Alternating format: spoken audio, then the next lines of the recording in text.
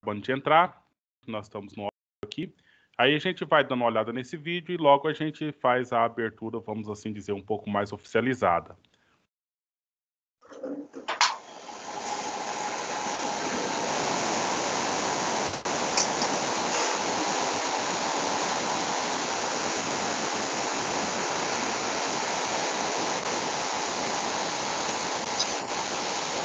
Minha filha, liga o microfone.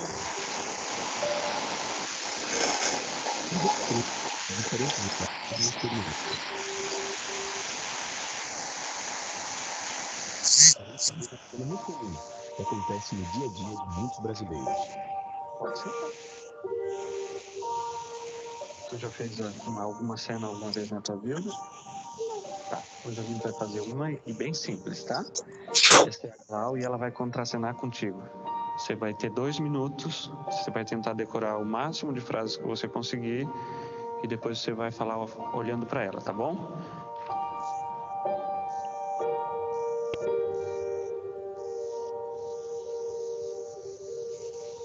Agora você vai falar algumas frases olhando pra ela, tá bom?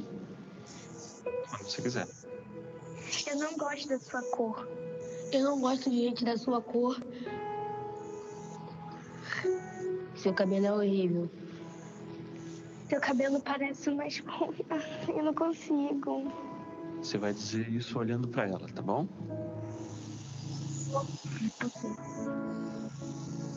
É uma cena.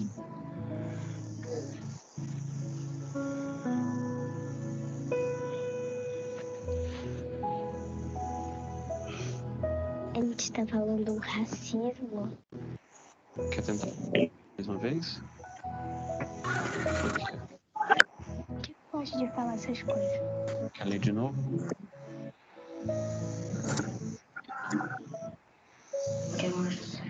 Errado. Eu sou da mesma cor que ela. E eu já sofri bullying na escola. E eu também... Eu não gosto de falar isso para as pessoas. Eu me sinto mal. Como é que tu se sente dizendo isso pra ela? Eu sinto que estou sendo preconceituoso. Quem você acha que escreveu essas frases? Uma pessoa muito racista. Que acha que é melhor que todo mundo. Todo mundo é igual. Mas não percebem isso. E pra você, o que é preconceito? É você não respeitar as pessoas do jeito que as pessoas é. Preconceito é uma forma horrível de tratar as pessoas. Só que esse texto aí é vídeo na internet. Pessoas reais falaram para outras pessoas. Você já viu em algum lugar essas frases, por exemplo? Na escola já. Já. Essa pessoa estava sentada num banco. Chegaram para ela dizendo: tu é negra, que tu é horrível. Tu não deveria estar aqui. Você conhecia essa pessoa? Sim, porque essa pessoa era eu.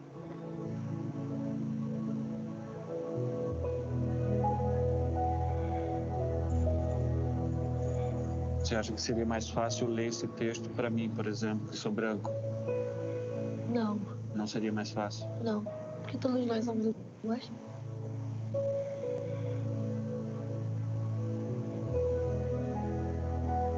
Ninguém nasce racista.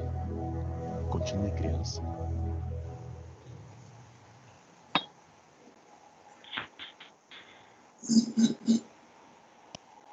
Poxa, professor, é muito triste isso.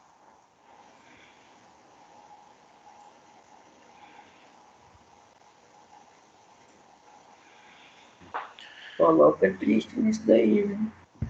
Pessoal, então, boa tarde oficialmente falando. Eu espero que todos estejam muito bem. Para nós realizarmos, a título de projeto, a última das atividades que nós pensamos para a Semana da Consciência Negra, aqui no CPMG Ariston Gomes da Silva. Eu gostaria de pedir para vocês dar uma verificada. Alguém está com o microfone ligado e isso está passando um certo ruído. Então, você, por favor, desligue o microfone e ligue somente no momento em que você for falar, porque aí não fica dando retorno ruído. Muito obrigado. E eu quero acolher, então, todos vocês, alunos CPMG. Fico muito feliz com a presença de cada um de vocês aqui, pois tudo que nós estamos realizando é em prol de vocês.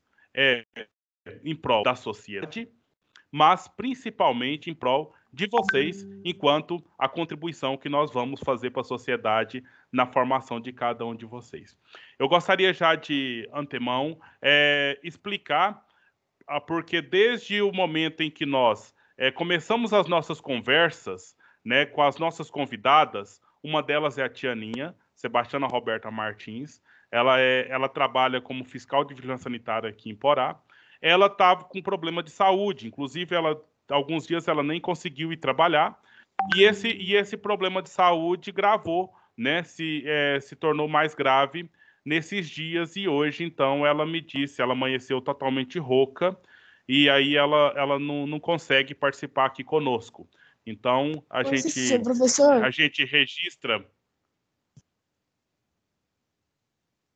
Pois não.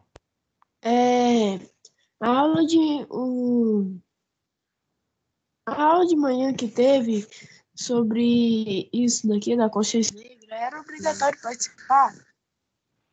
Rodrigo, todas essas atividades nós estamos fazendo para vocês, entendeu? Ah, tá. Então, é por causa que eu participei. Quanto à questão de obrigatório ou não, a gente não discute essa questão. A gente simplesmente aproveita das oportunidades que a gente tem, entendeu? Então, ou seja, todas as atividades, elas foram então, vocês todos foram convidados para todas elas, né? Então, é esse ponto que a gente precisa frisar, né? Então, seguindo o ponto, né? A tia Aninha, então, ela tá mal, ela tá com resfriado e amanheceu rouca hoje, então ela, só explicando, a gente registra, né, a intenção dela de participar aqui conosco, agradece, né, e a gente, então, roga pelo restabelecimento da saúde dela. A outra pessoa que também foi convidada foi a Adélia Moura Rodrigues, que é agente de saúde aqui em Porá, e também está quase na mesma situação, que está mal de saúde, né? E ela precisa restabelecer a saúde dela. A gente também agradece e a intenção dela está aqui conosco, mas infelizmente ela também não vai conseguir participar aqui conosco. Então, fica registrado. Mas vai ter a palestra? Fica registrado dessa forma, então, o não comparecimento dessas nossas duas convidadas que nós temos certeza que seria de grande participação aqui, uma vez que são membros, né, do Quilombo aqui de Porá, Quilombo Pilões. Outra pessoa que nós tínhamos convidado e que ela faria o trabalho de mediação, né, fazendo na forma de perguntas, entrevistas e complementos com as duas convidadas, é a professora mestra Madalena Dias Freitas. Então, nós vamos aqui hoje. Então, a professora Madalena, ela deixa de ser a mediadora e ela passa a ser a palestrante. Ela vai trazer para a gente aqui alguma contribuição naquilo que ela tem estudado nos últimos anos da vida dela e estudado de forma bem relevante, né, com apresentações de trabalho fora do país, né? Ela já esteve, eu não me lembro qual país na África, ela pode contar a experiência para a gente assim que ela tomar a fala, entendeu? Então, ela já tem trabalhado aí na Universidade Estadual de Goiás e no curso de História e vem desenvolvendo um trabalho no que diz respeito à mulher, a negro, né, a essas realidades específicas nessa situação. Então, nesse sentido, eu gostaria só de encaminhamento, pedir para vocês, por favor, nós somos aqui mais de 100 pessoas, né, 140 pessoas, a gente não pode simplesmente abrir o microfone e falar alguma coisa, a gente precisa fazer uma inscrição. Eu queria que vocês usassem o chat para que vocês falassem, eu quero falar, né? Não simplesmente levante a mão e fale, porque senão vai desestruturar aqui essa organização que nós temos, entendeu? Então, vocês fizeram algumas perguntas, essas perguntas estão registradas. Nós vamos, então, dar a saudação, deixar que a Madalena dê a saudação dela inicial. Ela vai fazer a fala dela inicial e, logo em seguida, eu vou passar as perguntas que vocês fizeram, né, para a gente fazer esse bate-papo aí. Mas se tiver ainda questões que vocês querem falar, então eu peço que vocês, por favor, se inscrevam no chat. Então, repetindo, não simplesmente liga o microfone e fale, certo? Não simplesmente levante a mão e fale. Se inscreva no chat, ou se não der para escrever no chat, manda um WhatsApp para mim, que eu estou com o celular aqui do lado, e a gente organiza essas falas, a gente vai liberando essas falas para vocês. Ok? Combinado isso? Esse é o primeiro combinado que eu queria fazer com vocês, para a gente organizar isso aqui. O outro ponto que pode ser uma dúvida, e essa dúvida hoje de manhã na palestra foi até um pouco sem graça, né? A pessoa ligou o microfone e disse: que hora que vai acabar isso aqui? Né? Então, isso não é educado, né? A gente precisa ter um pouco mais de paciência e aproveitar o momento, né? Pois aqui houve um preparo. E essa atividade, como eu disse no início, é uma atividade para vocês. E ela pode ser boa, né? À medida que você aproveite essa atividade para o seu bem, ok? Então, voltando à questão da estrutura, estamos combinados, então. Ok, pessoal? Okay. Combinado a questão das participações? Beleza. Ok. Então, aí a gente usa aí o espaço de inscrição, ou seja, no chat. E lá no chat você pode colocar pergunta mesmo, se quiser já de uma vez. A gente passa a pergunta para a professora Madalena, né? Ou no meu WhatsApp, se você não conseguir realizar aí no chat, ok? Então, eu vou fazer a apresentação da professora Madalena, né? Eu já a conheço há um tempo, né? Há pelo menos 10 anos já. Nós trabalhamos juntos, tanto na Universidade Estadual de Goiás quanto no próprio Colégio Ariston, né? Ela fez mestrado em História lá na Universidade, na Pontifícia Universidade Católica de Goiás, a PUC Goiás. Fez algumas especializações em formação docente em História e Cultura africanas e afro-americanas pela Universidade Estadual de Goiás e também fez especialização em Ciências Sociais pela Universidade Federal de Goiás. Ela fez a graduação dela em História na Faculdade de Filosofia, Faculdade de Educação, Ciências e Letras, a FECLIP, que era o nome da faculdade do Instituto antes da UEG, e ela foi professora na UEG também. Hoje ela é professora aposentada da Secretaria de Educação, né? Tem experiência na área de História, com ênfase em cultura afro-brasileira, e desenvolveu por longos anos um projeto de extensão História e Racismo no Brasil, né? Abordagem para a afirmação aí de uma identidade que então desenvolveu lá na Universidade Estadual de Goiás, aqui campus Iporá. Então, professora Madalena, aqui é o novo Colégio Ariston, né?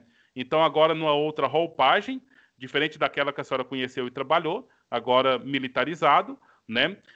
Mas eu aponto, né, que nós temos aqui alunos extremamente maduros, extremamente inteligentes, alunos que poderão e aproveitarão com toda certeza aquela contribuição que a senhora traz para a gente aqui, uma vez que a gente sabe que a senhora tem um lugar de fala, a senhora tem uma experiência, a senhora tem todo um arcabouço, né, todo um aparato de referências que a senhora vem construindo ao longo da sua história e que aqui hoje a gente já agradece o seu aceite do convite e aqui eu te ofereço essa turma que então vai aproveitar, né, um pouco, que eu tenho certeza que vai ser muito pouco daquilo que a senhora tem a oferecer, aquilo que a senhora tem a nos trazer aqui. Agradeço especialmente também aos professores, a equipe, né, do Colégio Ariston, de estar aqui presente, prestigiando esse momento com a gente. E a gente, então, passa então, a palavra à professora Madalena.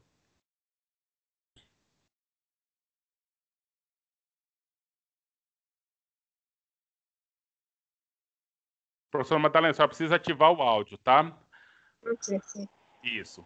Então, tudo certo? Me ouvindo? Sim. Sim. Tá. Sim. Então, primeiro, desejar uma tarde de trabalho e uma tarde de atividade diferenciada, né? Porque quando a gente está na sala de aula com nossos professores, e aí quando é diferente, a gente tem algumas expectativas é diferente. Mas esse mês de novembro é importante para todos nós e sempre a gente está sendo convidado para falar com a galera sobre a questão da consciência negra. E primeiro, a dizer boa tarde a todas as meninas e todos os meninos, professores que estiver participando, né? E que vocês sejam bem-vindos. Eu vou falar muito pouco tempo e deixar aberto as perguntas, porque, na verdade, eu gostaria de ter tido um tempo maior, planejado algumas coisas para falar para vocês, porque nós temos algumas coisas que nós podemos contribuir, né? Em relação à história do povo negro no Brasil, e dos estudos que eu tenho feito, que tenho vivido, quando o Caio fala do meu mestrado, o meu mestrado foi sobre a Congada, e depois eu vou falar foi sobre a Congada. No final, que vocês têm direito à pergunta, se alguém quiser saber o que é a Congada, eu vou explicar o que é a Congada também, né? Então, agora, nesse momento, eu não vou falar. E dizer para vocês que estou feliz, agradecer o Caio, né? E desejar melhoras para as colegas que estariam aqui fazendo uma fala importante, porque o lugar de falas delas é importante, porque elas são mulheres negras e são mulheres que fazem parte do Quilombo de Pilhões de Iporá, né? Mas a gente vai tentar dar contribuição. Espero que eu não seja cansativo. Se estiver sendo muito cansativo, Caio, vocês podem passar um áudio para o Caio no celular dele, que aí ele vai mediar a nossa situação aqui. Certo, Caio? Você quer que eu comece a falar agora sobre a Quilombo de um modo geral ou iniciamos com perguntas? Eu acho que a senhora podia fazer uma explanação inicial, né, da questão da estrutura, da formação histórica do Quilombo, e aí depois a gente abre para as perguntas. Pode ser? Muito bem. Então, a gente vai começar a falar com vocês um pouco da história do Brasil, né? E hoje, há algum tempo, as pessoas não gostavam de história, porque a história era algo lá distante, não fazia parte da nossa realidade. Hoje, entender história é importante, defendendo um pouco aí a minha área, porque se nós entendermos a história do povo brasileiro, se nós entendermos a história do negro, nós vamos saber por que do racismo e como combater o racismo. Isso é um fato importante. Então, vocês sabem, já estudaram bastante sobre isso, que as Américas, de um modo geral, ela foi construída a partir do século XVI. Todos os trabalhos nas colônias da América foi através da mão de obra de homens e mulheres africanas, que não eram escravos, mas que foram escravizados no processo de colonização.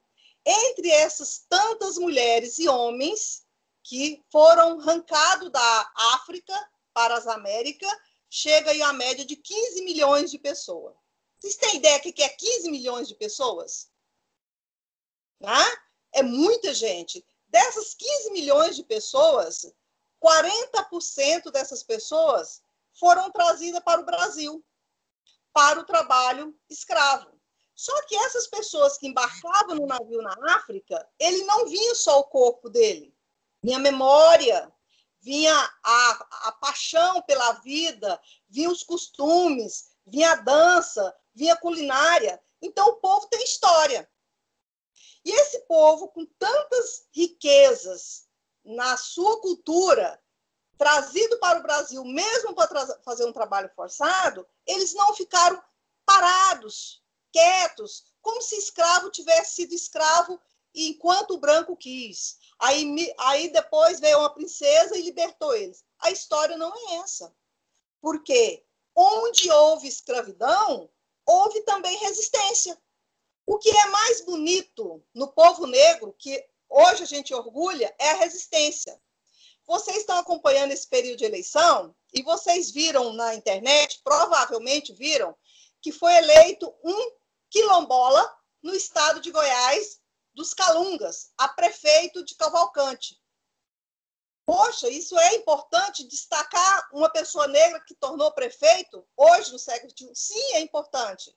Porque a luta, a história do povo negro sempre foi para superar a situação que, até a abolição da escravidão, escravizados, e depois de encontrar um espaço nessa sociedade. O que eu quero dizer para vocês? O negro nunca ficou parado, aceitou. O negro nunca aceitou a escravidão. Alguém já disse assim, escravizou o africano porque o índio não aceitou. O negro também não aceitou a escravidão. E o que eles fizeram, então, já que eles não aceitavam a escravidão, mas um sistema cruel, né, que eles viviam, eles começaram a se organizar e faziam várias formas de luta, de resistência. Eles fugiam, eles suicidavam, eles matavam os feitores, que eram aquelas pessoas das fazendas, e tudo isso começa já com o primeiro tráfico negreiro para o Brasil, no início do século XVI, já começa isso. E aí eles começam a fugir dos maus tratos, fugir dos trabalhos, e essas fugas saindo, eles vão formar comunidades. E essas comunidades que vão se formar vão ser chamadas de comunidades quilombolas. E quem vive num quilombo era chamado de quilombados. Então, esses homens e mulheres formavam aquelas comunidades, algumas mais afastadas e outras nem tantos. E ali eles começavam a se organizar. Era um lugar de liberdade. Ali eles podiam jogar capoeira, eles podiam plantar, eles podiam colher. Aquela terra era propriedade deles, eles viviam em comunidade.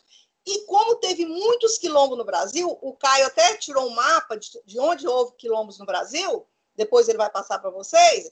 Então, cada lugar desse formava uma comunidade de resistência. Eles não ficavam ali parados também, eles voltavam, eles resgatavam outras pessoas e assim foram formando várias diferentes comunidades quilombolas. Então, o Brasil tem várias comunidades quilombolas. Palmares, né? Quilombo dos Palmares, que o Caio disse que trabalhou com vocês, que fica entre Alagoas e Pernambuco, na Serra da Barriga, e lá que foi constituído o grande herói Zumbi dos Palmares. Palmares, ele resistiu vários ataques. Eles sobreviveram, mas só que 20 de novembro de 1695, Zumbi dos Palmares foi capturado e decapitado, foi morto. E é por isso, 20 de novembro, que em lei, né, começa numa lei de 2003, em 2011 é confirmado o Dia da Consciência Negra. E o Dia da Consciência Negra é importante para a gente falar dessas comunidades de quilombos. Esses quilombos, na época, era chamado comunidade quilombola. Hoje, como eles chamam? Remanescentes de quilombo.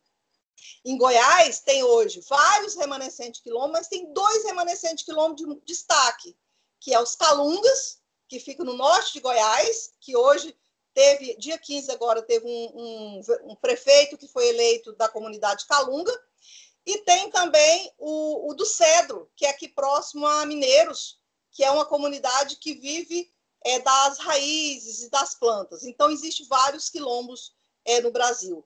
E nós falarmos dessas resistências, dessas lutas, do enfrentamento em 20 de novembro, é uma maneira de destruir o racismo.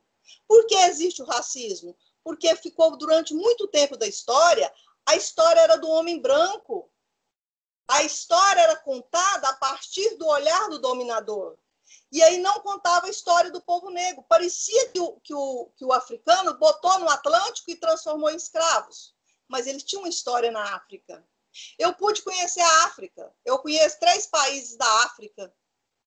E nesses 3 países da África que eu estive, eu pude conversar sobre essa história e sobre nossa ancestralidade, que é uma história muito rica. É uma história milenar. Quando muitos povos da África tinham desenvolvido a tecnologia de trabalhar o ferro, a Europa estava ainda totalmente no marasmo. Ele desenvolveu as técnicas, muitas técnicas importantes que nós utilizamos hoje foram desenvolvidas no continente africano. Isso não era contado. Então, se eu for dizer para vocês o quanto existe de importante do povo negro africano e do povo negro no Brasil, o povo negro deveria ser melhor representado. O racismo não deveria estar na mídia como está.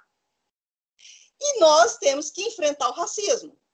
E uma das formas de enfrentar o racismo é conhecendo a nossa história. Né? Então, um pouquinho da história do quilombo é isso. Tá, Caio?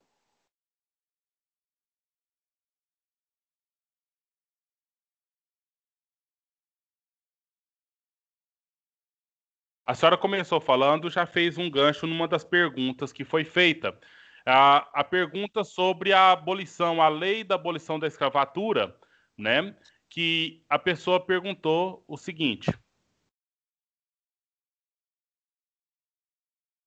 se era algo rentável, né? Se era algo rentável a questão do comércio negreiro, então por que que a princesa Isabel assinou, né? Concretizou a ideia da abolição da escravatura aqui no Brasil, né? E aí talvez poderíamos até, a senhora puder explorar isso aí, no sentido de será que foi um ato tão benevolente da princesa Isabel, no sentido de trazer a libertação dos escravos para nós? Sim. Pode ser agora? Pode ser agora? Por favor. Tá ligado meu microfone? Sim. Tá. Então, eu acho que essa pergunta é muito inteligente, viu, Caio? Observa quem fez essa pergunta para você, é uma pergunta muito inteligente mesmo, tá? Parabéns pela pergunta, espero que tenha mais. Era tão rentável, o tráfico negreiro foi tão rentável na história da Europa, por exemplo, porque existia um chamado triângulo comercial, que a Europa, naquele momento que apropriou do processo da expansão marítima, do processo das grandes navegações, então ele trazia produtos da Ásia, ele trazia africanos para o Brasil para serem escravizados e levava do Brasil muitas riquezas, começando pela madeira do pau-brasil e segue adiante, depois o açúcar, algodão, café, etc. e tal, foram vários produtos. Era muito rentável. Só que você vai pensar 300 anos. Então foi durante o século XVI, século XVII, século XVIII, século XIX, 1888, vem a abolição da escravidão com a Lei Áurea, assinada pela princesa Isabel. Bom, ela não assinou uma lei porque eles queriam fazer uma caridade, porque ele estava preocupado com o povo negro em ser escravizado. Mas eles fizeram uma lei porque havia um desgaste devido à resistência do povo negro. O povo negro tinha lutado tanto, existiam tantas comunidades livres já no Brasil. Em 1888, alguns estados tinham 10% de pessoas que eram negras e escravas. Então, já existiam muitos negros livres, já existiam uma resistência maior, intelectuais negros, né? Vou dizer para vocês que houve intelectuais negros, vou citar um para vocês, depois vocês pesquisam. Luiz Gama foi um advogado que libertou vários negros através das leis. Então, existia uma luta de resistência, e não só do branco para com o negro, mas o negro lutava para que houvesse o fim da escravidão e também houvesse leis que mudassem a condição da população negra. Infelizmente, houve várias leis, houve abolição. Com a abolição da escravidão, não criou nenhuma medida. Você tinha, por exemplo, muitas pessoas que saíram, eles não tinham casa, eles não tinham propriedade e não foram indenizados. Fato isso, certo? Mas por que, então, a princesa assina essa lei? Havia uma pressão.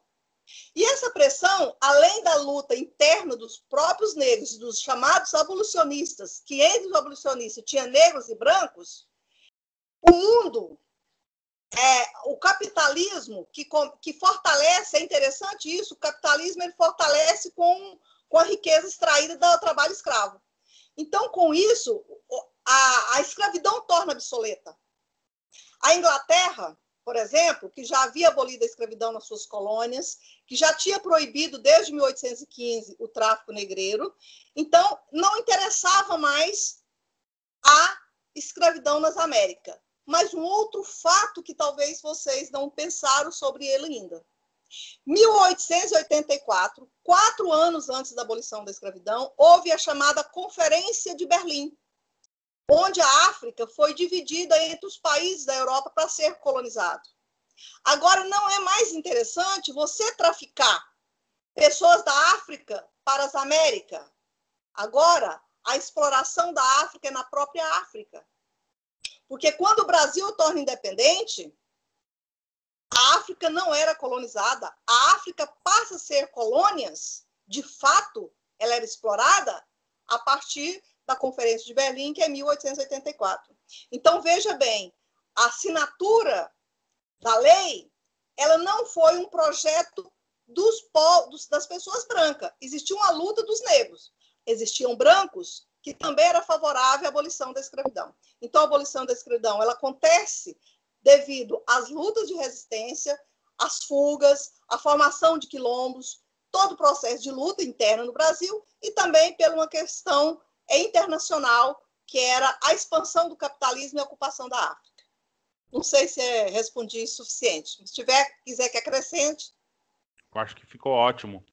Temos aqui algumas perguntas feitas pelo Álvaro, do 7º ano, Jean P, do 7º ano, o Ian Bruno, do 6º ano, que a gente poderia juntar em uma só pergunta, que eles perguntam aqui, especificamente em Iporá, né, como que surgiu o quilombo aqui em Iporá, ou também perguntar aqui como surgiram os quilombos do modo geral. A gente já ouviu, né, que a senhora falou, que é esse espaço de resistência que foram sendo criados, né, à medida que ocorreu a escravização, com algum aproveitamento de alguns fatos históricos, né, que deu uma desestabilizada na Guarda Nacional que ocorreu, e então, por consequência, nós temos os quilombos, né? Então, aí eu gostaria que a senhora, por favor, professora, se talvez retomar, só para registrar mesmo essas perguntas, né? A Ana Luísa, do 6º ano, foi na mesma linha, né? Quando e como surgiu o quilombo de Iporá? A Marina Gonçalves, do 6º ano, quando foi criado os quilombos, né? Enfim, a Heloísa Paixão perguntou quem são e quem foram os quilombolas aqui de Pilões, de Iporá, né, uma vez estava bem ligado ali. E aí uma pergunta que talvez poderia ligar com essa, né, para fechar um bloco, por que existem quilombos até hoje? O Aleph, do 6º ano, fez essa pergunta. Certo, então vamos lá. Primeira questão da formação dos quilombos. Como eu disse, os quilombos eles começam a surgir quando começa os trabalhos forçados nas grandes lavouras no Brasil, da cana-do-açúcar, aquelas pessoas naquelas fazendas que eram escravizados, pessoas que tinham, na África poderia ser reis, rainhas, poderia ser ferreiro, poderia ser várias profissões na África. Nesse processo do tráfico violento, que foi extremamente violento, eles são trazidos para a América e 40% para o Brasil, para um trabalho forçado. Nessa condição de homens pensantes, homens que não aceitariam essa situação, eles começam a criar fuga. Então, quando surge quilombo? Em 1600 já existiam vários quilombos no Brasil. Em 1500, os primeiros africanos trazidos para o Brasil foi em 1530. Então, em 1540 já tinha quilombo no Brasil. Tanto é que Palmares resistiu por 100 anos, ele termina em 1695. Então, quilombo formou em lugares diferentes, época diferente, condições, situações diferentes. Então, os quilombos, eles começam a formar e eles continuam formando. Então, um grupo de homens negros e mulheres negras que saíam desse local, eles iam para uma comunidade que eles eram se aceitos. Mesmo depois da abolição da escravidão, comunidades formaram comunidades isoladas que foi definida, reconhecida depois como quilombo. Por quê? O surgimento dessas comunidades e a existência delas hoje. Então, aquele tempo eram quilombos. Hoje são remanescentes de quilombos. Esses remanescentes de quilombos são aquelas populações que permanecem naquela mesma localidade. Grande parte mantém muitos aspectos das culturas africanas, né? E eles sobrevivem nesse local e atravessaram séculos nesse local.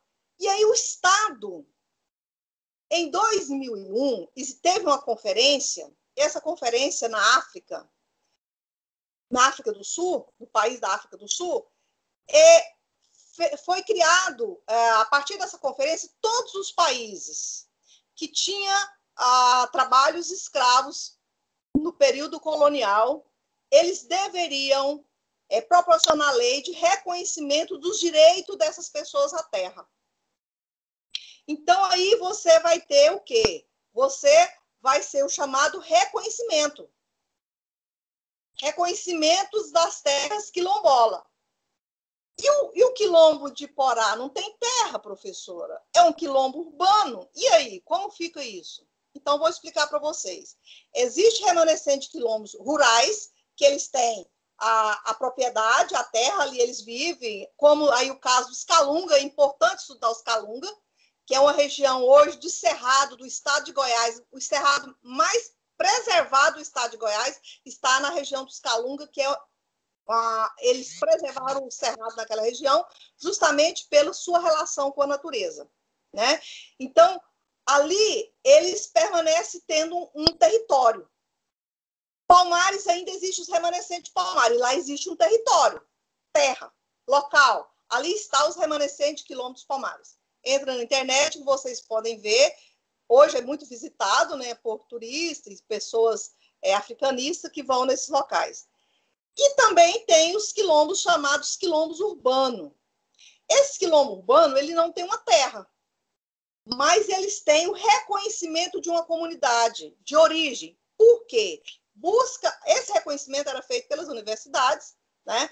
Busca reconhecer a história dessa comunidade que permaneceu no mesmo lugar após a abolição da escravidão, ou mesmo durante a abolição da escravidão, eles permanecem. O reconhecimento é feito. Existe um órgão do governo federal que faz o reconhecimento dessas comunidades. Eu tive em Brasília quando o Quilombo dos Pilões de Porá foi receber o certificado de comunidade de quilombo. Quem participa dessa? São pessoas negras, outras pessoas já bem miscigenadas, mas são descendentes dessas pessoas negras, que tem o título de comunidade remanescente de quilombos, que é Pilões. Eles não têm uma terra, mas um mora na vila, naquela Vila Brasília, outro mora em outro lugar, mas eles são um grupo que se identifica, auto-identifica. Nós temos que se identificar como quilombola, essas pessoas. Primeira coisa, para reconhecer uma comunidade quilombola, ela tem que se reconhecer como comunidade quilombola. Porque nem todas as comunidades negras se reconhecem como comunidade quilombolas. São comunidades camponesas. Eu mesmo conheço algumas que não se reconhecem como comunidade quilombola. Então, é burocrático, né? Existe a Fundação Palmares, né? Que faz o registro, que dá o reconhecimento, que dá um certificado desse povo como comunidade quilombola. Qual a importância disso hoje, desse reconhecimento? Aí eu queria falar para vocês da importância, é isso que nós estamos fazendo aqui hoje. Nós estamos discutindo sobre essas pessoas e existem vários benefícios que as comunidades quilombolas têm direito para melhorar a sua condição de ingresso na universidade, na agricultura, alguns benefícios que eles têm das próprias leis governamentais que beneficiam sociedades quilombolas. Qual o objetivo?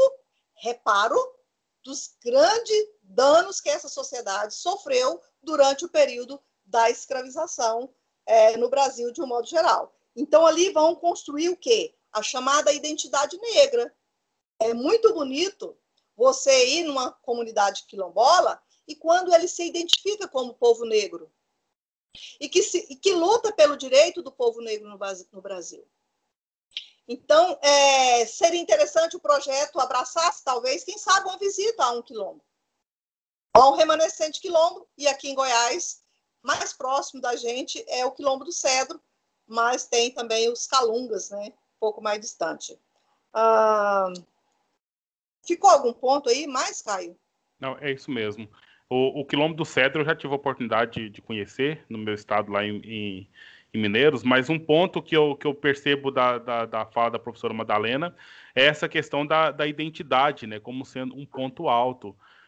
Pois a pessoa vai buscar as políticas, vai buscar as condições, né, as condições que vão garantir para ela ali um equilíbrio ou um estabelecimento de uma condição digna social, à medida em que ela se reconhece, né, enquanto tal. E mais que se reconhecer, aí já vem a importância da consciência histórica de perceber que a situação não está tão legal hoje porque lá atrás, ou fruto de uma série de construções, vem sido tirado esses direitos, vem sido dificultado essas condições, essa situação, vem sido tirado de forma na lei mesmo, a impossibilidade ou a possibilidade de se ter propriedade, né? Nós temos a lei de terras aqui no Brasil, por exemplo, lá do século XIX, que simplesmente tira a possibilidade de um negro de ser proprietário de terra, né? Já não tinha a condição pela própria situação social que era imposta a ele e também continua não tendo a condição porque a própria sociedade branca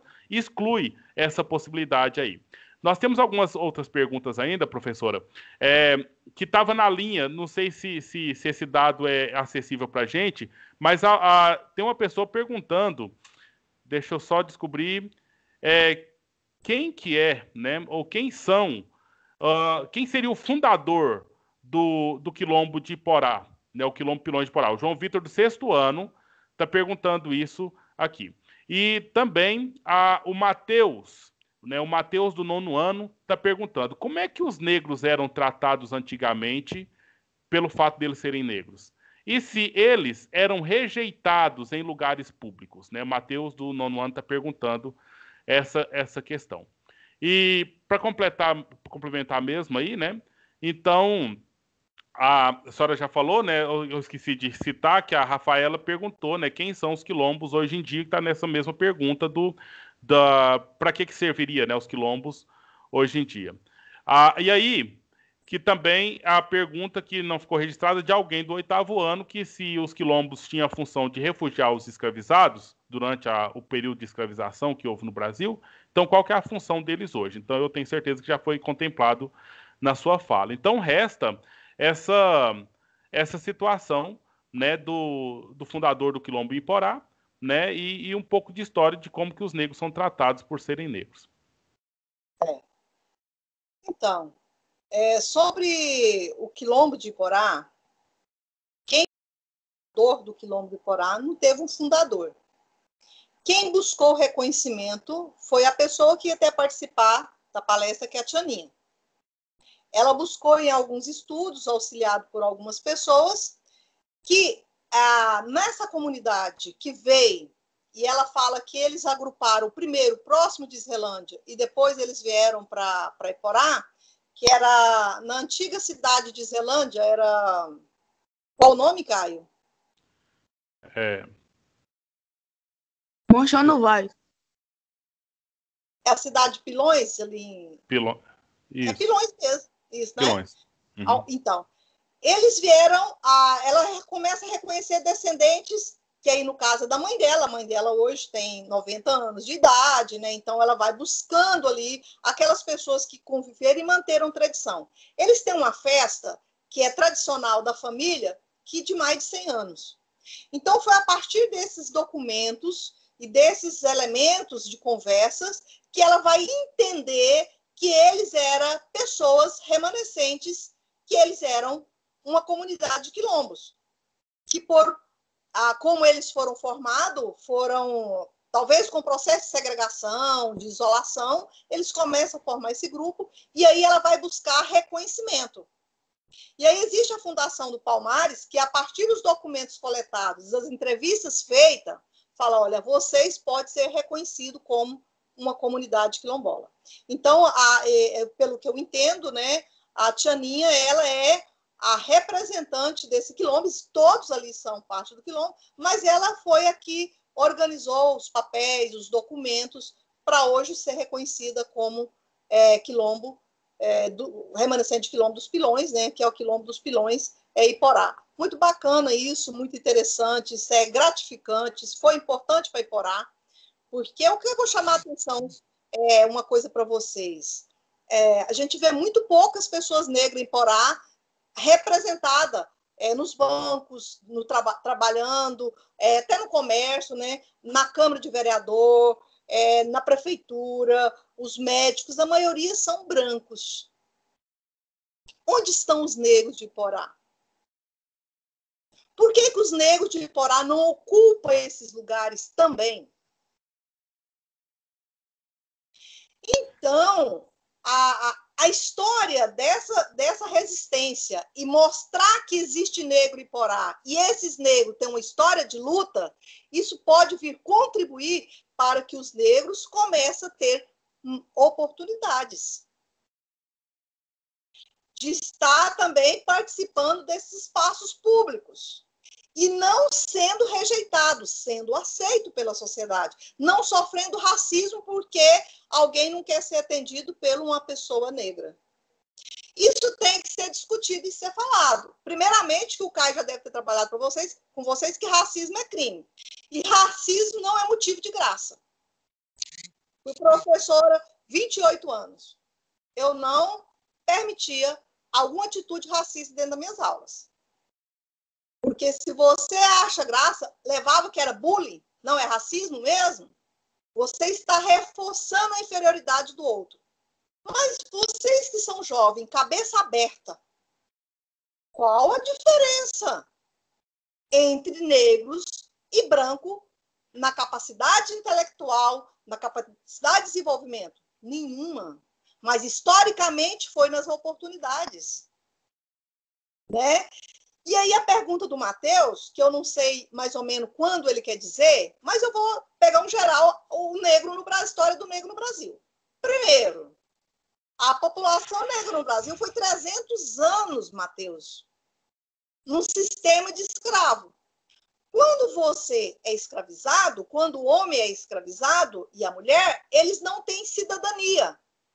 Eles não podem ter terra, eles não podem ter casa, eles não podem estudar, eles não podem nada. Mas mesmo assim os negros estudaram? Muitos negros conseguiram, porque eles são lutas e resistência. Alguns negros conseguiam e ajudavam os outros. O negro foi escravizado durante 300 anos, acabou a escravidão, agora mudou tudo. Em 1888, a lei foi assinada, agora estamos todo mundo. Não. Quando acaba a escravidão, aumenta o racismo. Porque aí eles vão criar o chamado racismo científico, onde vai surgir antropólogos, sociólogos, vários estudiosos, para dizer que o negro era inferior ao branco. Isso foi inculcando na cabeça do branco e do negro também. E acredita até hoje, alguns acreditam até hoje, que por ser branco é superior à pessoa negra. Tal fato aí que nós estamos vendo a cada dia nas redes sociais prática de racismo. Então, ser negro no Brasil é uma luta cotidiana. E eu sei que eu estou falando com várias crianças negras nesse momento, nesse grupo. Nenhuma criança negra deve aceitar sofrer prática de racismo calada. E nenhuma criança branca deve aceitar ver uma criança negra sofrer a prática de racismo calado. Se você quer ser um cidadão de bem, você sabe disso. Você sabe que o racismo é errado e você sabe que o racismo é crime. Se você sabe disso e você concorda, tem uma amiga minha professora que ela fala, quem cala consente. Quando você vê um amigo seu sendo maltratado porque ele é negro e você fica calado, é porque você concorda. Então é isso, Matheus. A cor da pele, infelizmente, nesse país de machista branco, tem feito isso. Mas cabe esses espaços. Eu chamo o espaço que vocês estão de um espaço acadêmico. Vocês têm oportunidade de ler livro importante que o Caio... Hoje eu estava lendo aquele livro que o Caio passou para vocês lerem. Importante ser o professor Caio, importante para vocês fazer esse diálogo. Não é porque o racismo existe que eu tenho que concordar com ele. Não é porque o racismo existe que eu vou omitir e vou deixar as pessoas sofrer com racismo. Mas e aí, professora? O que eu posso fazer? Além da atitude imediata, nós podemos buscar conhecer a história da África. Nós podemos buscar a história da contribuição do negro no Brasil, das riquezas da música, da culinária, da dança, do nosso falar, do nosso gingado. Tudo isso é uma riqueza africana no Brasil. Nós precisamos de reconhecer. E que lugar de negro é no lugar importante.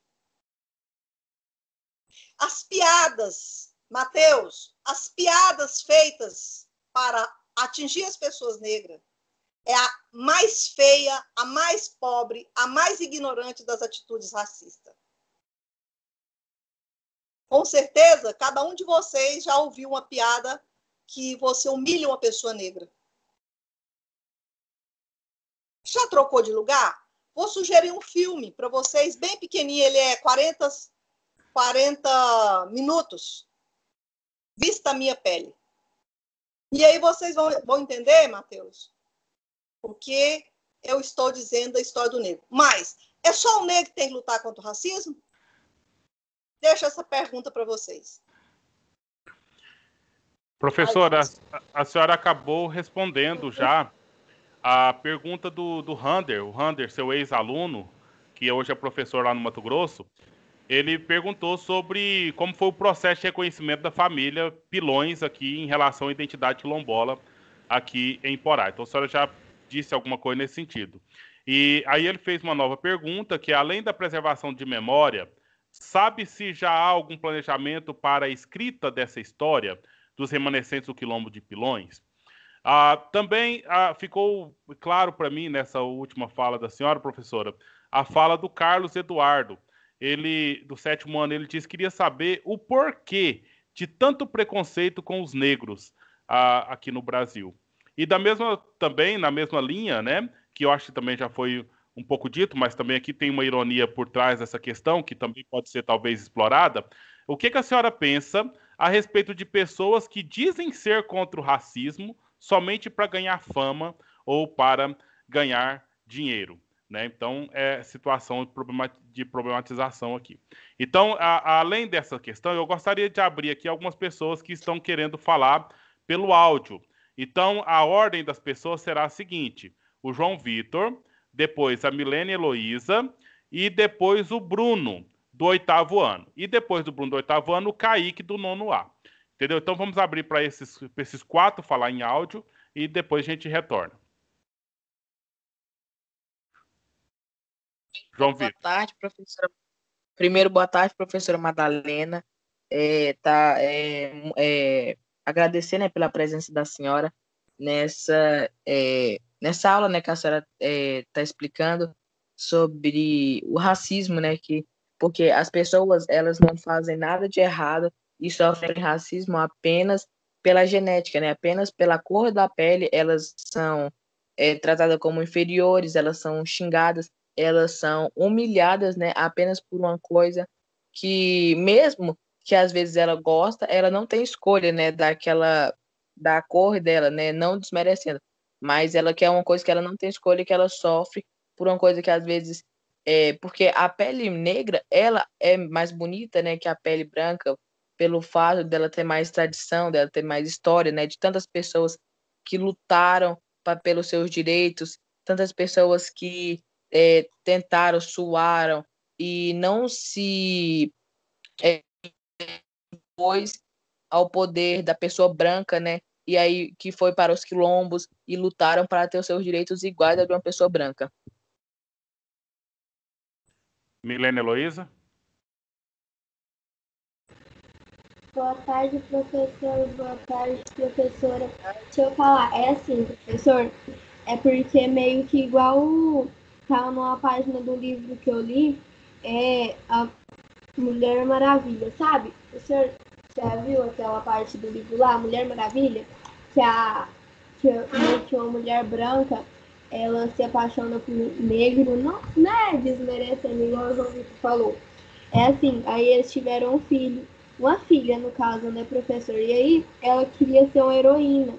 E numa festa de carnaval, ela se fantasiou de super-heroína, que no caso, a Mulher Maravilha.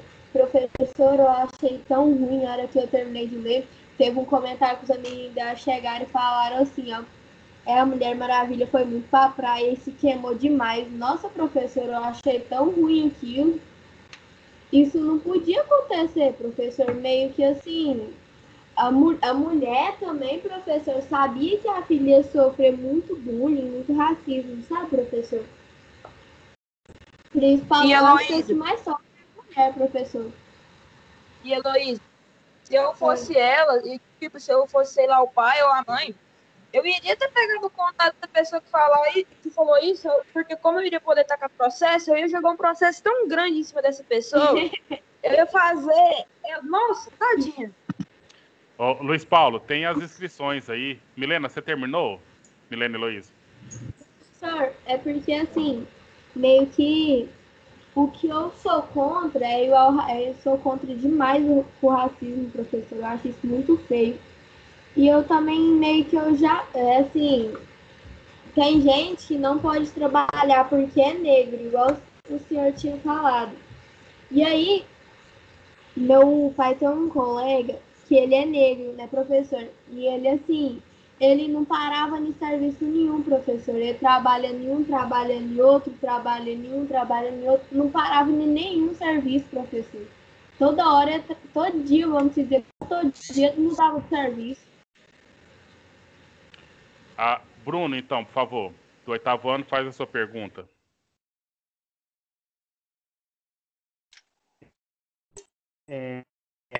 Primeiramente, boa tarde. Professor, boa tarde, professor Caio José, Ana Lúcia, que está presente aqui. E queria dar uma boa tarde para todos os alunos aí que estão presentes, né, para ver essa palestra. Está sendo muito produtiva. Creio que a gente está tirando todas as nossas dúvidas, né, sobre um tema que é muito presente e que tem que ser discutido, tem que ser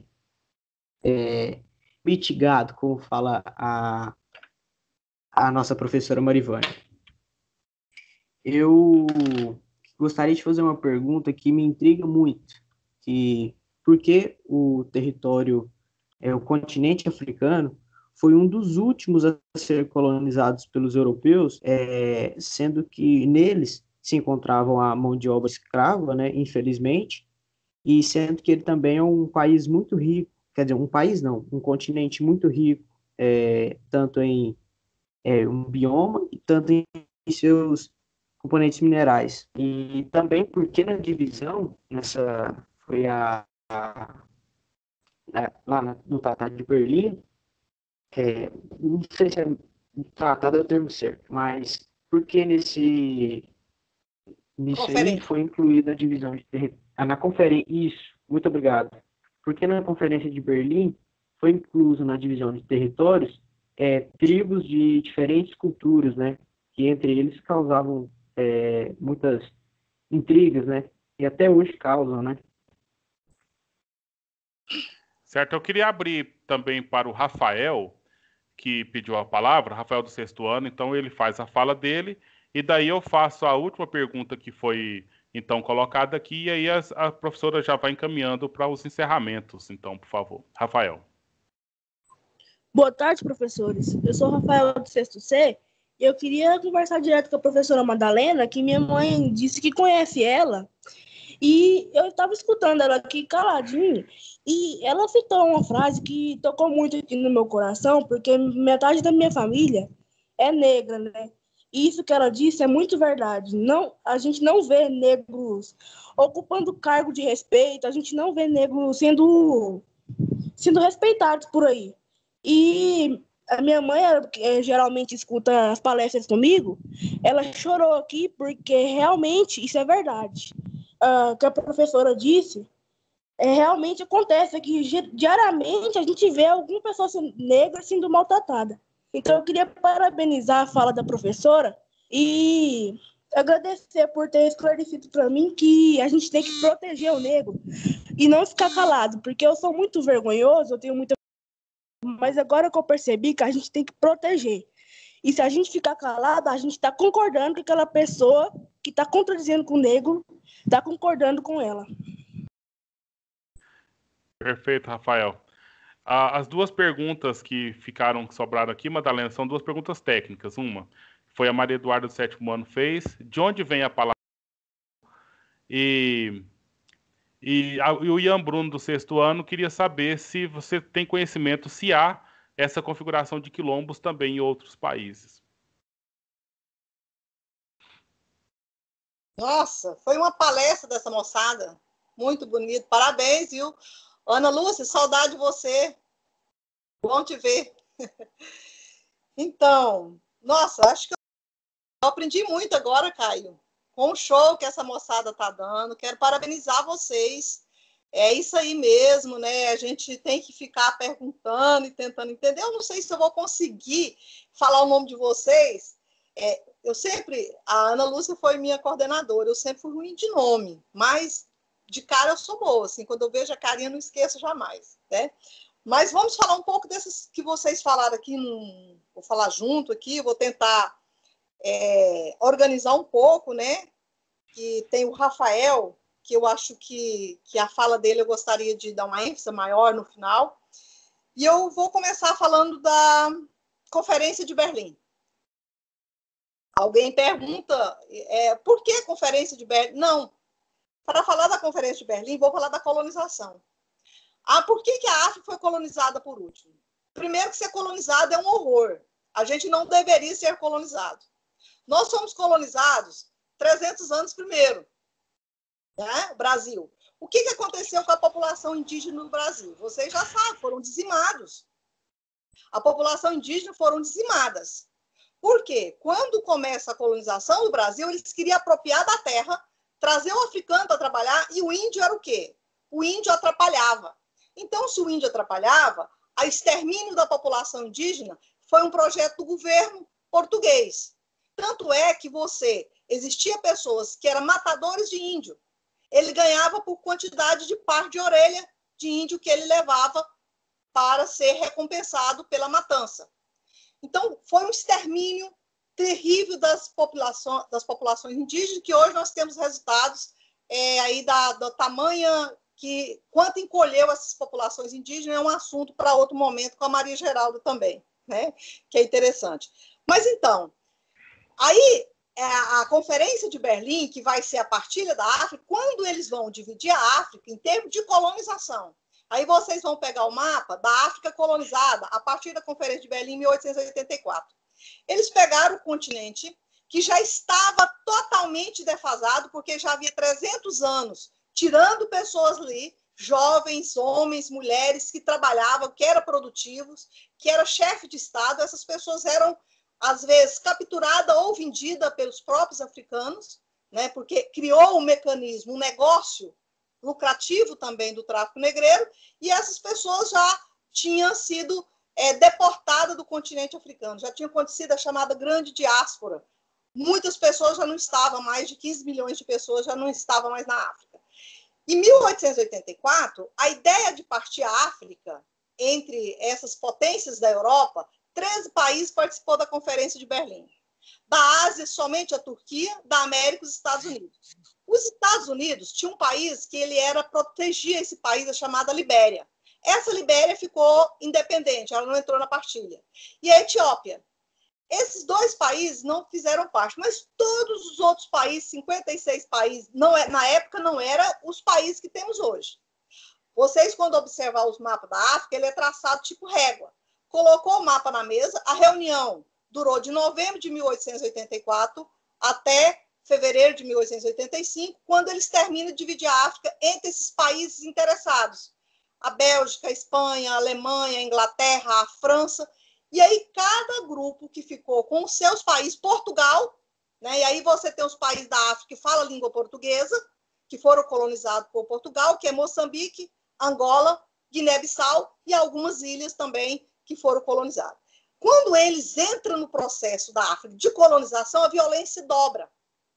Já não é mais interessante o tráfico negreiro, mas a violência interna, porque eles começam a ocupar tudo que esse povo tinha.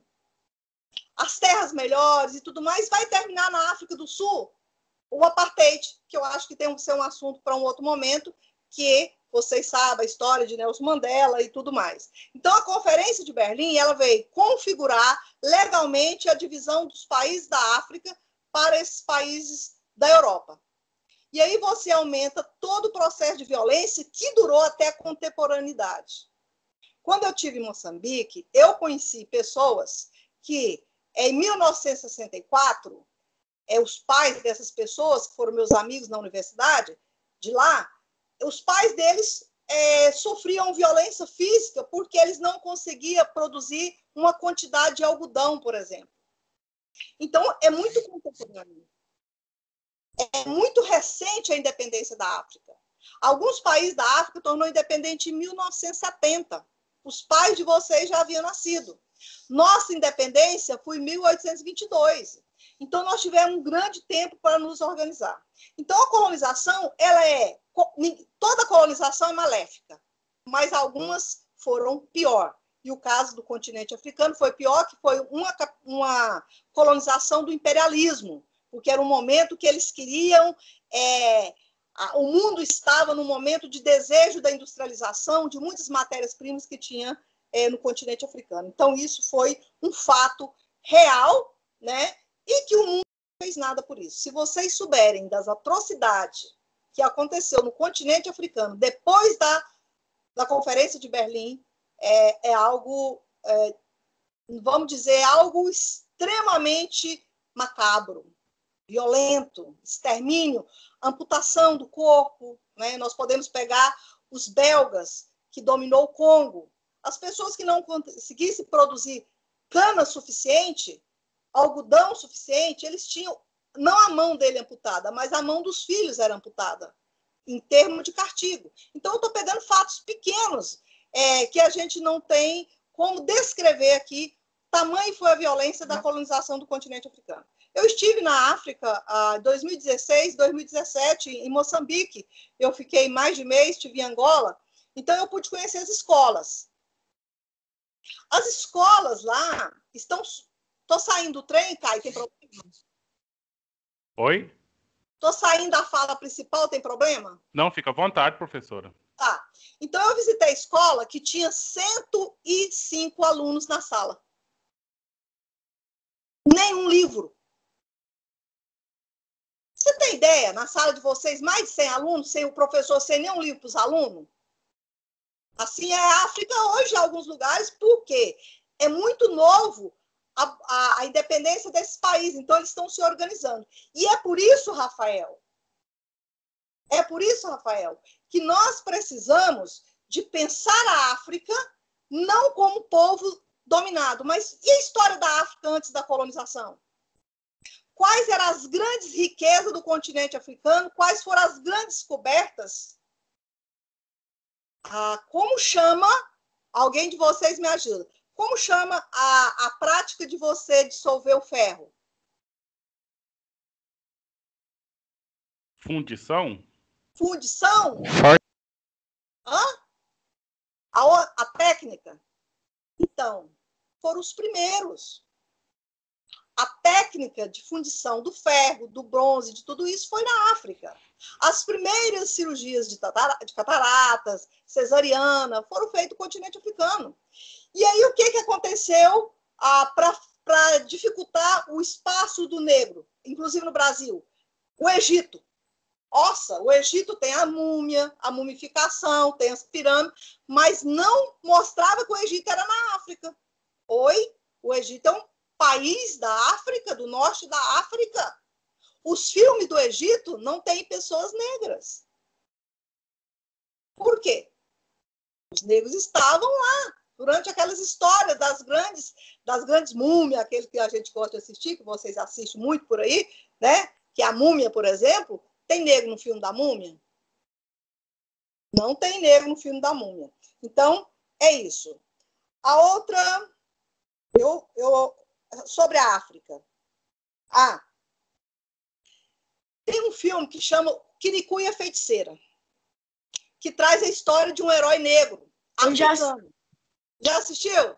Ótimo, né? Então, quais eram os heróis brancos? Quais eram os heróis brasileiros? É negro ou branco? Negro. Heróis brasileiros? Não. Quase todos os heróis brasileiros são brancos. Quais são os salvadores? os livros de infantis, onde tinha a heroína, as Mulher Maravilha, tudo são brancos esses personagens. Por que os heróis eram brancos? Porque por trás das crianças estava dizendo para eles, os negros não são Mas, heróis. professora, o arqueiro não. Ah, agora estão recriando história. Já imaginou nós encontrarmos agora um herói negro? Estão recriando. É isso que eu estou chamando o Rafael para fazer e vocês. Nós temos que repensar. Nós não temos que aceitar que existem só heróis brancos.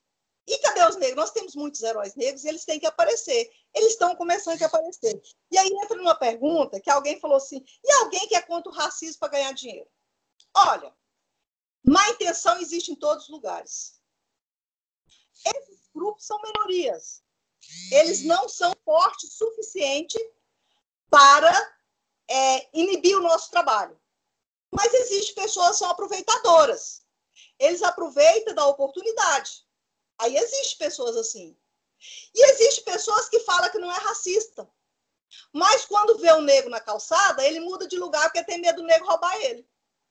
Tem gente que diz que não é racista, mas quase morre de rir quando conta uma piada de negro para ele. Tem gente que diz que não é racista, mas vê seu colega negro sofrer e não faz nada. Olha, tudo isso é racismo.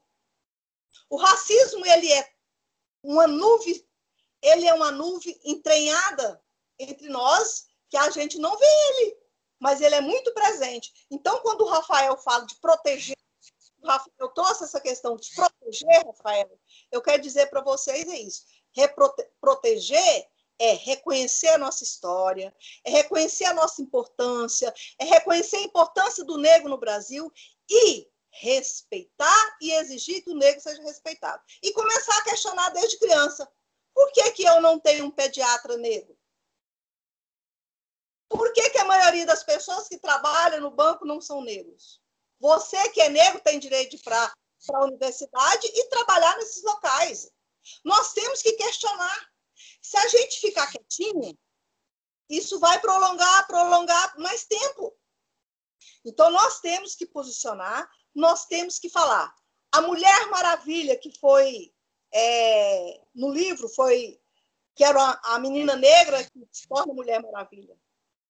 Vocês podem ver todos os dias que estão passando uma pessoa que trabalha num comércio, ele é gerente do comércio, porque ele é negro, alguém que vai comprar no comércio não quer comprar porque ele é negro. Qual é a diferença dessa pessoa ao vivo, carne e osso, com essa literatura que está contando essa história? Né? Então, todas essas questões são questões para a gente pensar.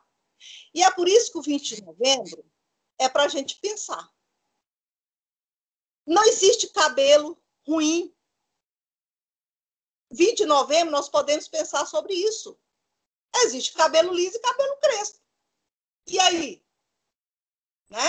Nós temos que orgulhar do nosso corpo enquanto negro.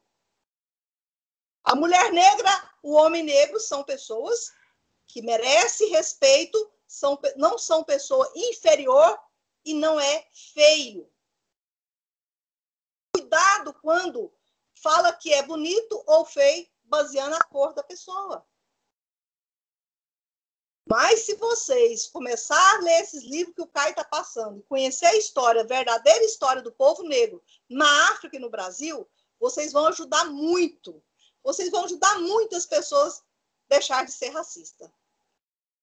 Nelson Mandela disse, ninguém nasce odiando uma pessoa pela cor da pele. Se ninguém nasce odiando uma pessoa pela cor da pele, é porque ele aprendeu a odiar. Se nós aprendemos a odiar, nós também podemos aprender a amar. Amar. Isso. Né?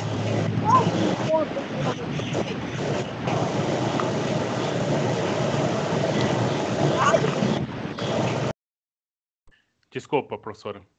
Ficou alguma coisa que eu não respondi a mais aqui? Talvez eu não consegui colocar nos meus papelzinhos aqui. Aquela pergunta técnica da origem da palavra quilombo, a senhora consegue fazer? E se existe quilombo em outros países, se a senhora conhece? Por isso que eu emocionei, as perguntas técnicas tinham que ficar para o final mesmo. Eu emociono muito porque eu estou falando de algo que eu gosto e acredito. Quando a gente quer convencer uma pessoa, é muito difícil você convencer uma pessoa a comer banana se você não gosta de banana. É muito difícil você convencer uma pessoa para não ser racista se você é racista. Agora, eu sou tranquila, porque eu despido o racismo há muitos anos. Então, eu falo, às vezes eu fico emocionada, aí deixa a questão técnica, né? Quilombo. A palavra quilombo, ela tem origem no grupo étnico africano, que eram os quibundos. Então, como tem muitas palavras africanas no Brasil, como marimbondo, bunda, quilombo, é uma palavra africana. E ela vai dar, somente no Brasil, que ela passa, no Brasil ela passa a ser chamado quilombo, mas em outros países ela não recebia exatamente o nome de quilombo. Por exemplo, nas Américas Espanholas era palenques. Então, em vários lugares, o quilombo existiu. Primeira pergunta, responder, houve quilombo em outros países? Sim, houve quilombo em outros países. Todos os países que teve escravização, teve formação de quilombos, comunidades de quilombolas. Só que no Brasil tem uma característica diferenciada. Por que o Brasil tem uma característica diferenciada? Porque a escravidão no Brasil foi a mais duradoura. A escravidão do Brasil foi a que mais necessitou de resistência do povo negro para acontecer a abolição. Então, os quilombos foi fundamental no Brasil. Mas houve quilombos, sim, em outros países da América Espanhola, houve a escravidão, mas, como eu disse para vocês, de todos os africanos trazidos do continente africano, 40% foram para o Brasil. Então, o maior número de negros trazido do continente africano foi para o Brasil. Talvez seja isso também que dá essa fortaleza à história dos quilombos no Brasil, a importância dos quilombos no Brasil, e hoje no Brasil ter tantos remanescentes de quilombo, certo? Então, isso é um fato. A escravidão ela foi diferente. Eu vou pegar, por exemplo, no Brasil e Estados Unidos. O norte dos Estados Unidos, os Estados Unidos era dividido em norte e sul. O sul não era escravagista, enquanto o norte não era, enquanto o sul era escravagista. Grande propriedade de trabalho escravo. Você constituiu uma relação diferenciada. O Brasil, ele é todo ele, não existiu uma diferença entre norte e sul. Brasil, todo lugar do Brasil, toda parte do Brasil teve escravidão. Os Estados Unidos, a luta do negro, ela começou mais cedo, justamente por uma parte dos Estados Unidos não ser escravagista. Então, os negros lutou mais cedo, ganhou a independência mais cedo, e o negro nos Estados Unidos hoje anda de cabeça erguida. E o Brasil precisa ainda, o Brasil é o país que construiu um racismo chamado racismo camuflado. O que é que significa racismo camuflado? As pessoas falam que não é racista, mas na hora de dar um emprego, não quer dar emprego para o negro. Prefere dar um emprego para o branco. A pessoa diz que não é racista, mas corre do negro na calçada porque tem medo de ser ladrão. Então, isso é o chamado, eu não sou racista. Falar que não sou racista é retórica, não adianta. Você tem que mostrar que você tem práticas antirracistas, né? Então, a questão dos quilombos, como teve em todos os lugares, mas no Brasil a questão dos quilombos é uma questão bastante importante para a população negra brasileira, e a população negra brasileira precisa entender, e não só os meninos negros da escola, mas os meninos brancos. Tem um autor que eu acho muito interessante, ele fala assim, ó, eu tenho mais pena do menino racista do que o menino que sofre a prática do racismo. Porque o racista, a pessoa que é racista, ele é titulado, é uma doença o racismo. Racismo é algo muito negativo. O racista tem uma áurea pesada. O racismo, ele se acha superior. O que é racismo? Racismo é quando uma pessoa acha superior a outra. Isso é racismo. Então, os brancos que acham superior aos negros constituem a ideia do racismo, então. Mais alguma questão, Caio? Nós vamos, então, o João Vitor pediu para falar de novo, né? Então a gente já vai encaminhar já a nossa despedida. E aí vamos abrir para o João Vitor, e eu só queria, então, já de antemão, já te agradecendo, professora Madalena, por esse pronto atendimento, né? Atendeu, pelo menos a mim, toda a expectativa. E eu já poderia também fazer aqui uma fala de agradecimento a toda essa turma que participou de todas as atividades, né, dos professores que nas suas aulas, então, realizaram a leitura dos trechos do livro, né, dentro da possibilidade do planejamento deles ali, dos meninos que participaram aqui tanto da abertura na segunda-feira, quanto da palestra hoje de manhã, e essa palestra aqui agora, certo? Então, eu quero agradecer a todos, principalmente a senhora, professora Madalena, registrar mais uma vez a intenção da Adélia e da Tianinha, que quiseram estar aqui conosco, mas por questão de saúde, de problema de saúde, então elas não conseguiram, mas está registrado toda essa possibilidade. A professora Edith, ela pediu para a senhora dar uma palhinha, né, ou falar um pouco sobre aquilo que a senhora também conhece, né, que é a questão da congada. Então, se a senhora puder fazer na sua despedida, e aí, então, eu vou abrir para o João, e aí abrir para a senhora, e com isso a gente encerra essa atividade, ok? Professora Madalena, eu queria deixar uma coisa aqui, falar uma coisa, porque tem um jogo que ele foi até contestado como racismo, foi um dos jogos GTA, né, foi o San Andreas, que o personagem é negro, e aí as missões que você tem que fazer dentro do jogo é roubar, matar, assaltar carros, assaltar bancos para conseguir as missões. O que a senhora acha disso? A senhora acha isso como racismo?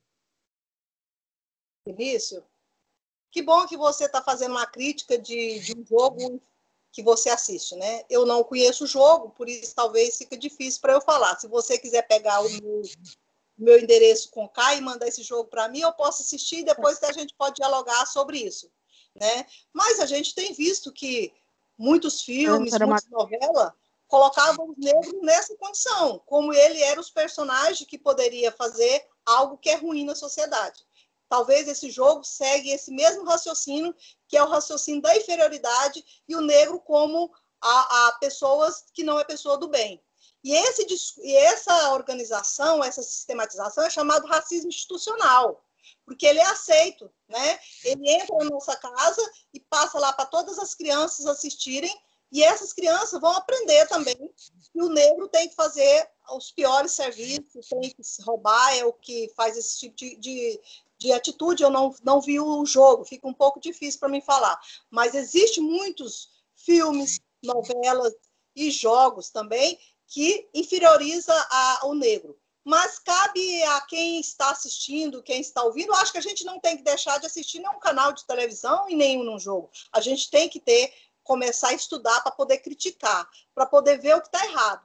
Nós não temos que concordar com nada que passa para a gente, se a gente poder buscar fontes para esclarecer que aquilo não está correto. A gente pode questionar sim. Há algum tempo, o professor era o dono da verdade, a televisão era a dona da verdade, a mamãe e o papai eram dono da verdade. Hoje, a gente existe um diálogo. E esse diálogo é importante, porque muitas das vezes a percepção do jovem ela contribui para a formação de nós, adultos. Eu já aprendi muito na minha vida com meus alunos. Eu nem era bravo e aprendia com eles, hein? Imagina. Então, eu aprendi muito com meus alunos. Então, é isso. Não sei se eu respondi, que fica difícil sem o jogo e eu saber sobre o jogo. Mas, Edith, minha amiga, saudade de você, saudade desses professores que passou por aí, a Rosimar agora eu vi. Então, a congada. Não quero falar só para a Edith, quero falar para vocês. Já está ficando cansativo, né? Já está quase na hora da gente parar. Né? Já está pegando sol aqui na minha janela. Eu moro numa chácara. Se eu mostrar para vocês a minha janela, que é cheia de flores, cheia de coisa, mas o sol está pegando. Eu estou com o ar ligado, mas o sol está me esquentando já. A congada, ela é uma festa do povo negro. E ela existe em muitos lugares do nosso estado de Goiás e a gente não conhece. Caiapônia existe a festa da congada. Eu pesquisei no meu mestrado sobre a congada. A história da congada. Que isso? O que é a história? A congada é uma dança e música onde ela é constituída no Brasil, ela é uma dança afro-brasileira, mas ela busca na África todas as aspirações na ancestralidade, a dança, o gingado, a musicalidade, tudo isso vem da ancestralidade africana. Então, a congada, ela é uma dança conhecida e reconhecida afro-brasileira, né? A maior dança afro-brasileira do Brasil está em Goiás, que é em catalão. Existem 4.000 componentes dos dançantes da congada em catalão. É algo lindo, lindo. Vocês colocar assistir da congada, que é qual que é a importância da congada para isso que nós estamos falando? É identidade, é a identidade do negro, é a história do negro. Mostra que o negro trouxe consigo muitas questões relacionadas à música, à dança, à memória, e isso faz a identidade. Quando a gente reconhece, nós fortalecemos. Todos nós precisamos de história, nós precisamos de saber de onde nós viemos. Só assim que a gente torna forte. E a congada, ela é uma dança afro-brasileira, porém, surge no Brasil no século XVIII e torna hoje uma dança que em poucos lugares tem, mas em São Paulo tem muitos lugares no interior de São Paulo. Goiás tem Goiânia, tem Caiapônia, tem Trindade, tem aquela cidade de Minópolis. Então, tem algumas cidades que tem a dança da congada. Infelizmente, Porá não tem a congada. E passar para me encerrar, Caio? Por favor, professora. Então, agradecer muito.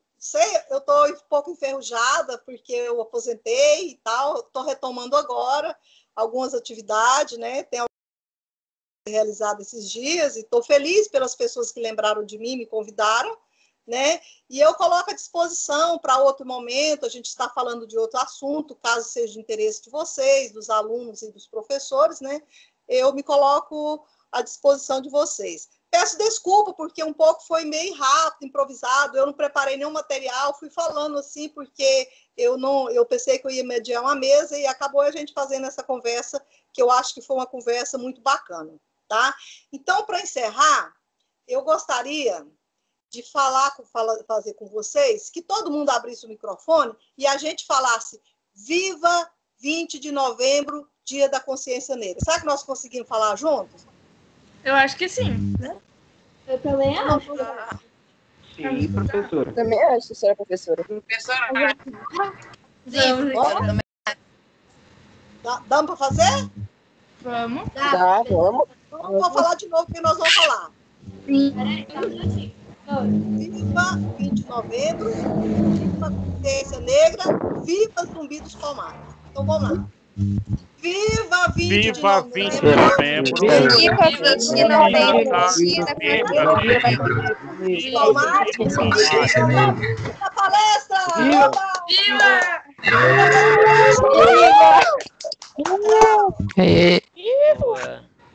Tchau. Caio, tem meu contato. Nossa, professor. Tchau. Beijo no coração de vocês. Tchau. Muito obrigado. Tchau, Pessoal, professora Madalena. vamos 10 minutos de Tchau. intervalo. E vocês retornam para o grupo das salas para que vocês peguem lá o link do restante das aulas de hoje e ver com seus professores específicos. Eu vou pedir licença a todos e vou pegar a fala do Rafael, do 6º ano, como sendo a avaliação dessa nossa atividade.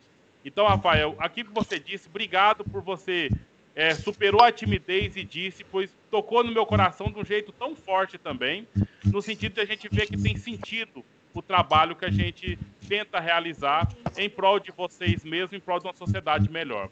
Obrigado a todos, boa tarde, muito obrigado, Madalena. Conte comigo sempre também. Tchau, professor. Pode sair, professor. Tchau, professor. Tchau, professor. Tchau, tchau. Tchau, professor. Fica com Deus, tá? Tchau, professora. Tchau para todo mundo. Tchau, professor. Tchau. Tchau, sou professor. Foi uma honra estar participando com vocês. Que bom, obrigado. Muito obrigado vocês aí.